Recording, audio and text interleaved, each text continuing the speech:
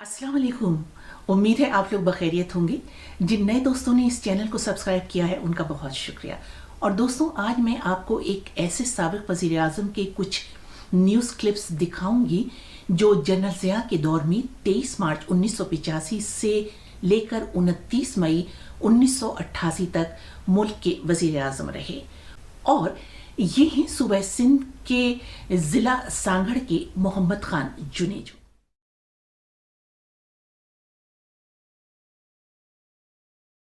उनकी ये क्लिप्स देखने के बाद आप खुद ये अंदाज़ा लगा सकते हैं कि अगर उन्हें मुल्क की सियासी तारीख का एक खामोश सियासी मुजाहिद कहा जाए तो गलत नहीं होगा। जनरल ज़िया ने बज़ाहिर एक रेफरेंडम के ज़रिए ख़ुद को सदर बनवाने के बाद मुल्की सतह पर आम इंतखाबात करवाए, लेकिन गैर जमाती बुनियादों पर, जिसके बाद उनको एक ताबेदार वज़ीर आज़म की ज़रूरत थी। उनकी नज़र इंतखाब सूबे सिंध के एक काश्तकार सियासतदान मोहम्मद खान जुनेजो पर पड़ी, और ये कुछ बेसबब नहीं था। सूबे पंजाब में वो पीपल्स पार्टी का जोर तोड़ने के लिए शरीफ खानदान को तैयार कर रहे थे, और सूबे सिंध में भी उन्हें एक ऐसी बेज़रर सियासी शख्सियत की तलाश थी जिसका पीपल्स पार्टी से कोई ताल्लुक ना हो और जो वक्ती ज़रूरत पीपल्स पार्टी का मुकाबला कर सके। और यूं 23 मार्च 1985 को मोहम्मद खान जुनेजो ने मुल्क के वज़ीर आज़म के ओहदे का हलफ उठाया। वज़ीर आज़म बनने के बाद वो जब अपने आबाई शहर सांगड़ गए तो वहाँ उन्होंने एक अवामी इज्तिमा से खिताब करते हुए वादा किया कि इसी बरस मुल्क से माशाअल्लाह उठा लिया जाएगा। आज सांगड़ में जलसा आम से खिताब करते हुए वज़ीर आज़म मोहम्मद खान जुनेजो ने कहा कि माशाअल्लाह जल्द उठा लिया जाएगा और मुल्क में एक मुकम्मल सिविल हुकूमत काम करने लगेगी। मोहम्मद खान जुनेजो इब्तिदा में जो बज़ाहिर एक बेख्तियार वज़ीर आज़म नज़र आते थे, मगर उन्होंने आहिस्ता आहिस्ता अपने कदम जमाने शुरू किए और ये साबित किया कि वो महज डिक्टेशन लेने वाले नहीं, बल्कि एक सादा सुलझे हुए और मुदब्बिर सियासतदान हैं। रावलपिंडी में वज़ीर आज़म जनाब मोहम्मद खान जुनेजो ने कौमी और इलाकाई अखबारात के मुदीरों से मुलाकात की।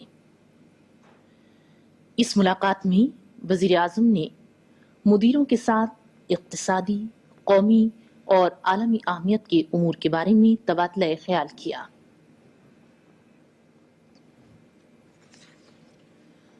आज रावलपिंडी में joint chief of staff committee के chairman general Rahimuddin Khan, vice chief of army staff general Khalid Mahmood Arif, बहरिया के chief of staff admiral Tariq Kamal Khan और फ़ज़ाइया के chief of staff air chief marshal Jamal Ahmed Khan ने वज़ीर आज़म जनाब मोहम्मद खान जुनेजो से मुलाकात की। मिस्टर रिचर्ड निक्सन ने आज रावलपिंडी पहुंचने के थोड़ी देर बाद स्टेट गेस्ट हाउस में वज़ीर आज़म जनाब मोहम्मद खान जुनेजो से मुलाकात की। वो कुछ देर वज़ीर आज़म के साथ रहे और बाहमी दिलचस्पी के उमूर पर तबादला ख्याल किया।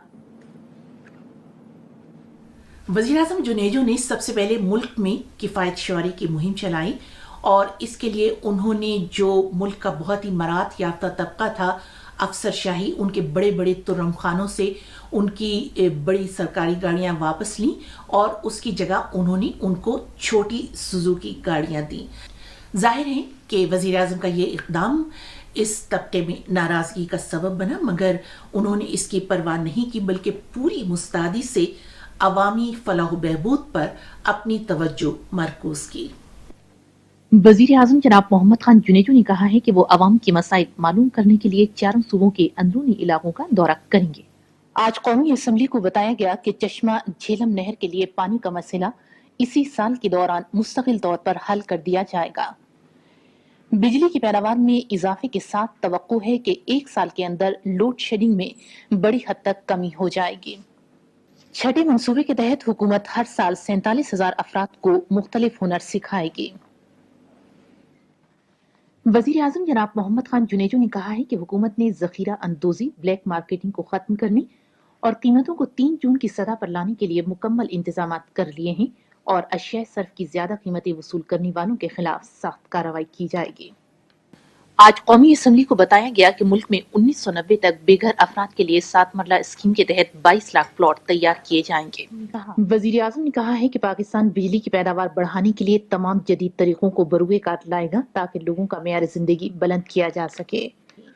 آج اسلام آباد میں چیف جسٹسوں کی بین الاقوامی کانفرنس کا افتتاح کرتے ہوئے وزیر اعظم نے کہا کہ ان کی حکومت نے قانون کی حکمرانی، عوام کے بنیادی حقوق اور عدلیہ کی آزادی برقرار رکھنے کا تہیہ کیا ہوا ہے۔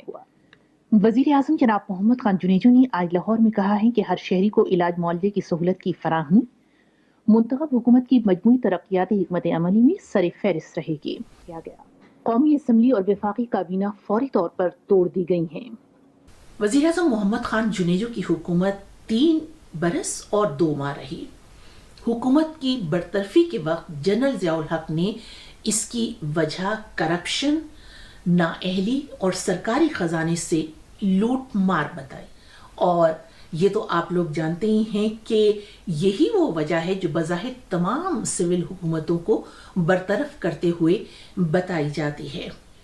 گویا جب بھی کسی منتخب حکومت نے ڈکٹیشن لینے سے انکار کیا تو اسے ایوانی اقتدار سے نکلنا پڑا، اور کبھی گھر تو کبھی جیل۔